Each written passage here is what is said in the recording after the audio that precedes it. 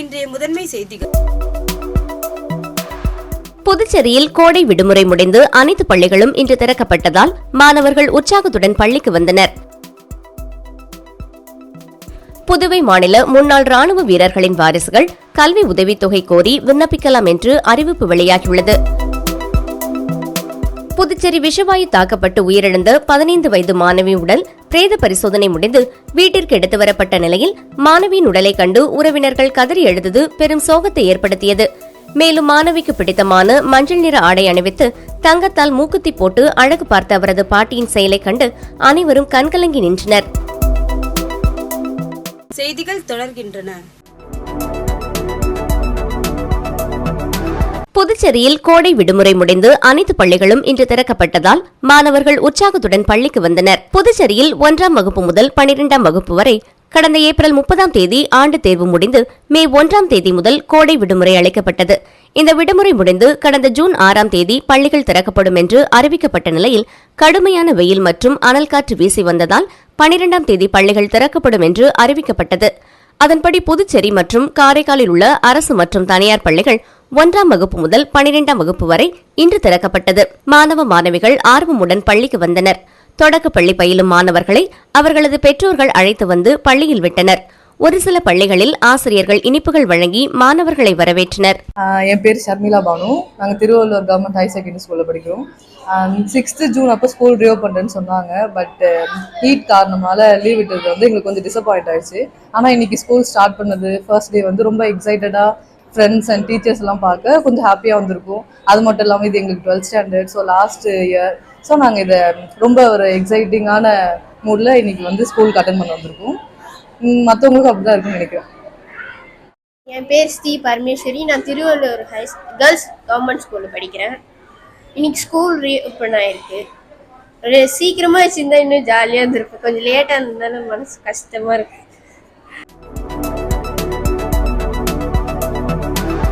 புதுவை மாநில முன்னாள் ராணுவ வீரர்களின் வாரிசுகள் கல்வி உதவித்தொகை கோரி விண்ணப்பிக்கலாம் என்று அறிவிப்பு வெளியாகியுள்ளது. மறு வேலைவாய்ப்பு பெற்றிடாத மற்றும் வருமான வரி செலுத்துவோர் பட்டியலில் இடம்பெறாத முன்னாள் ராணுவ வீரர்கள் மற்றும் முன்னாள் ராணுவ வீரர்களின் விதவை தாய்மார்கள் தங்கள் குழந்தைகளின் பள்ளி மற்றும் கல்லூரி படிப்புக்கான 2023-2024 கல்வியாண்டுக்கான உதவித்தொகை பெறுவதற்கான விண்ணப்பங்கள் முப்படை நலத்துறை மூலமாக ஜூலை 31ஆம் தேதி வரை அலுவலக நாள்களில் வழங்கப்பட உள்ளது. பூர்த்தி செய்யப்பட்ட விண்ணப்பங்களை அசல் பள்ளி கட்டண ரசீதுகளுடன் முப்படை நலத்துறையில் ஆகஸ்ட் 16ஆம் தேதி சமர்ப்பிக்க கடைசி நாளாகும். காலம் கடந்து சமர்ப்பிக்கும் விண்ணப்பங்கள் பரிசீலனைக்கு ஏற்றுக்கொள்ளப்பட மாட்டாது என்று குறிப்பிடப்பட்டுள்ளது.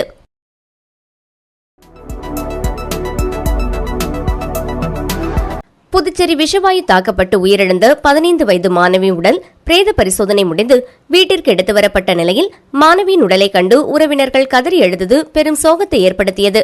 மேலும் மாணவிக்கு பிடித்தமான மஞ்சள் நிற ஆடை அணிவித்து தங்கத்தால் மூக்குத்தி போட்டு அழகு பார்த்த அவரது பாட்டியின் செயலை கண்டு அனைவரும் கண்கலங்கி நின்றனர்.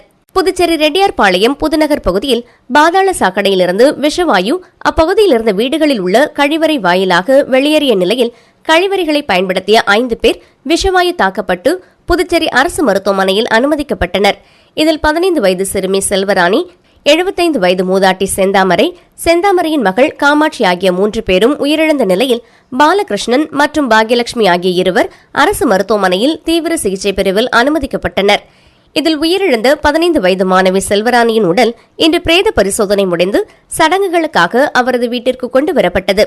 மாணவி செல்வராணியின் உடலை பார்த்ததும் அங்கிருந்த அவர்களது உறவினர்கள் கதறி எழுந்தது பெரும் சோகத்தை ஏற்படுத்தியது. அது மட்டுமன்றி ஆம்புலன்ஸ் மூலமாக அவரது வீட்டிற்கு வந்த மாணவி செல்வராணியின் உடலை முதலில் அவர்களது முறைப்படி வீட்டிற்கு கொண்டு சென்றனர். பின்னர் மாணவிக்கு மிகவும் பிடித்தமான மஞ்சள் நிற ஆடையை அணிவித்தனர். மேலும் அவரது பாட்டி தனது பேத்திக்கு தங்கத்தாலான மூக்குத்தியை அணிவித்து அழகு பார்த்தார். இதனை கண்ட உறவினர்கள் மற்றும் அப்பகுதி மக்கள் கண்கலங்கியபடி நின்றனர்.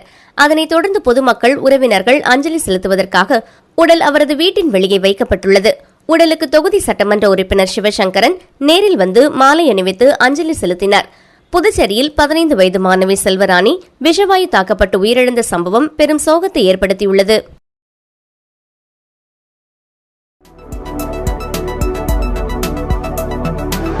புதுச்சேரியில் பழைய பேருந்து நிலையத்தில் பொலிவுறு நகர்த்திட்ட பணிகள் நடைபெறுவதால் புதிய தற்காலிக பேருந்து நிலையத்தை பயன்படுத்துவது குறித்து ஆலோசனைக் கூட்டம் நடைபெற்றது. புதுச்சேரியில் உருளையன்பேட்டை பகுதியில் பேருந்து நிலையம் தற்போது செயல்பட்டு வருகிறது.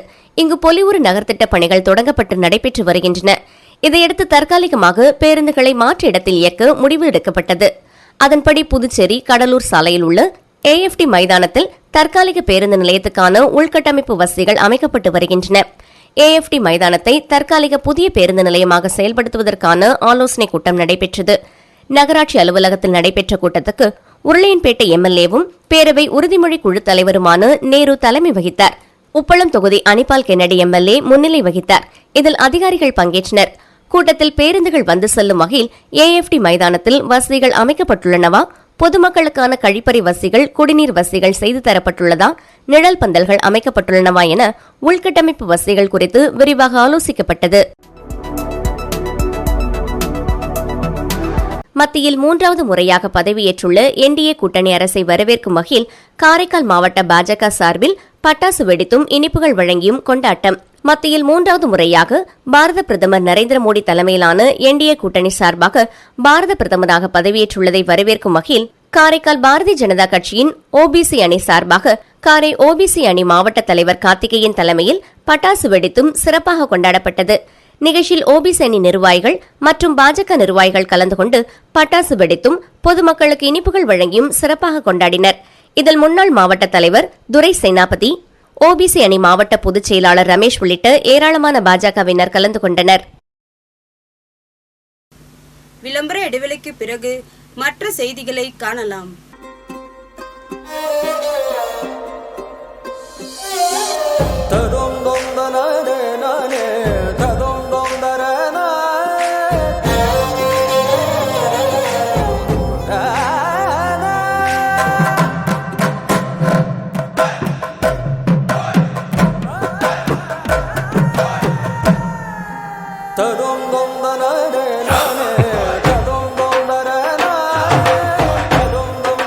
One India, one emotion. Weddings by Jose Alucas. செய்திகள் தொடர்கின்றன. விழுப்புரம் மாவட்டம் வானூர் அருகே நெசல் கிராமத்தில் எழுந்தருளியுள்ள 100 ஆண்டு பழமை வாய்ந்த தையல் நாயகி உடனமர் அருள்மிகு வைத்தீஸ்வரர் திருக்கோவிலின் மகா குடமுழுக்கு விழா. நூற்றுக்கணக்கான பக்தர்கள் பங்கேற்று சுவாமி தரிசனம் செய்தனர். விழுப்புரம் மாவட்டம் வானூர் அருகே உள்ள நெசல் கிராமத்தில் எழுந்தருளியுள்ள 100 ஆண்டு பழமை வாய்ந்த அருள்மிகு தையல் நாயகி உடனமர் அருள்மிகு வைத்தீஸ்வரர் திருக்கோவிலின் மகா குடமுழுக்கு விழா வெகு விமர்சையாக நடைபெற்றது. முன்னதாக கடந்த திங்கட்கிழமை அன்று காலை பூஜை, கணபதி வேள்வி, திருமகள் வழிபாடு உள்ளிட்ட பூஜைகளுடன் கும்பாபிஷேக விழா தொடங்கியது. இதனைத் தொடர்ந்து முக்கிய நிகழ்வான இன்று கலசம் புறப்பட்டு ஸ்ரீ தையல் நாயகி உடனமர் அருள்மிகு வைத்தீஸ்வரர் திருக்கோவிலில் ராஜகோபுரத்திற்கு திருக்குட நன்னீராட்டு நடைபெற்றது. இதனைத் தொடர்ந்து கருவறையில் வீற்றிருக்கும் அருள்மிகு தையல் நாயகி உடனமர் வைத்தீஸ்வரர் பெருமானுக்கும் பரிவார மூர்த்திகளுக்கும் திருக்குட நன்னீராட்டு விழா நடைபெற்றது. இதில் சுற்றுவட்டார பகுதியைச் சேர்ந்து நூற்றுக்கணக்கான பொதுமக்கள் கலந்து கொண்டு சுவாமி தரிசனம் செய்தனர்.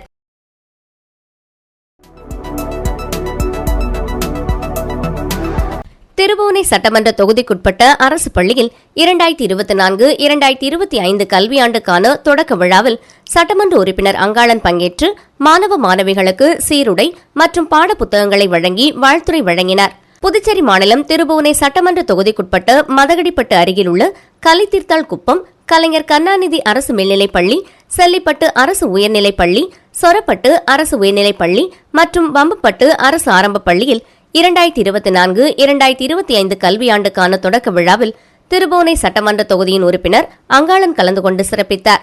இவ்விழாவிற்கு பள்ளியின் துணை முதல்வர் வாழ்த்துரை வழங்கினார். சட்டமன்ற உறுப்பினர் அங்காளன் சிறப்புரையாற்றும் போது மாணவர்கள் அனைவரும் படிப்பில் சிறந்து விளங்க வேண்டும், உங்களுக்கு தேவைப்படும் அனைத்து நலன்களையும் நாங்கள் செய்து தர தயாராக இருக்கிறோம் என்று கூறினார்.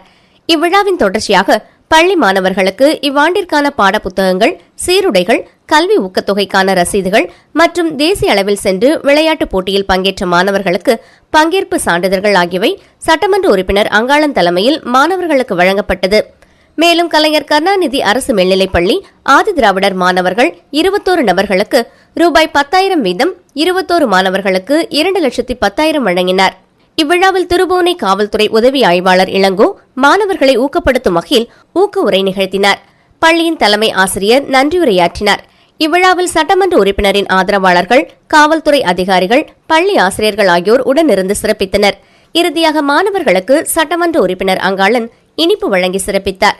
இவ்விழாவினை பள்ளி ஆசிரியர்கள், உடற்கல்வி ஆசிரியர்கள் சிறப்பாக ஏற்பாடு செய்திருந்தனர்.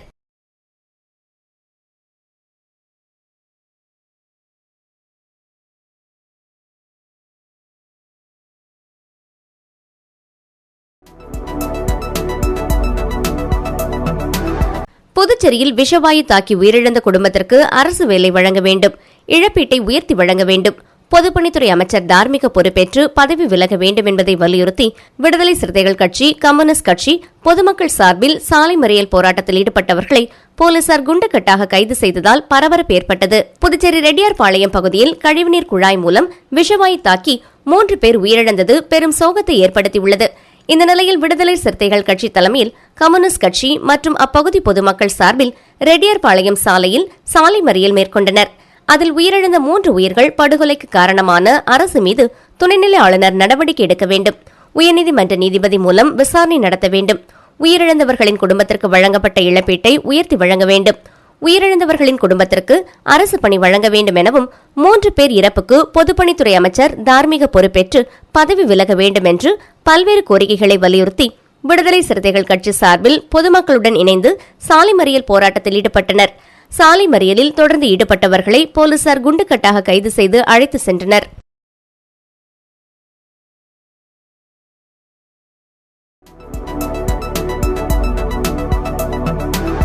பாக்கம் கிராமத்தில் அமைந்துள்ள ஸ்ரீ கன்னியம்மன், பிடாரியம்மன் ஆலயத்தில் நடைபெற்ற கும்பாபிஷேக விழாவில் திரளான பக்தர்கள் பங்கேற்று சுவாமி தரிசனம் செய்தனர். ஏம்பலம் அருகே உள்ள தமிழக பகுதியான பாக்கம் கிராமத்தில் அமைந்துள்ள ஸ்ரீ விநாயகர், முருகப்பெருமான், கன்னியம்மன், பிடாரியம்மன் ஆகிய ஆலயங்களுக்கு சிறப்பான முறையில் கும்பாபிஷேகம் நடைபெற்றது. இன்று காலை 9 மணியளவில் கலசம் புறப்பாடு நடைபெற்று கன்னியம்மன் மற்றும் பிடாரியம்மன் விமான கலசத்திற்கு புனித நீர் ஊற்றப்பட்டது. தொடர்ந்து உட்புற பரிகார மூர்த்திகளுக்கு புனித நீர் ஊற்றப்பட்டது.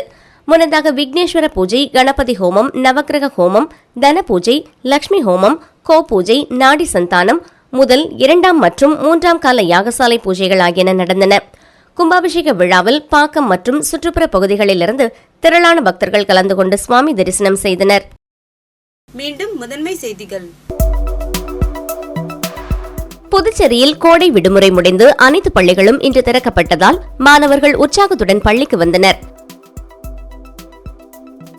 புதுவை மாநில முன்னாள் ராணுவ வீரர்களின் வாரிசுகள் கல்வி உதவித்தொகை கோரி விண்ணப்பிக்கலாம் என்று அறிவிப்பு வெளியாகியுள்ளது.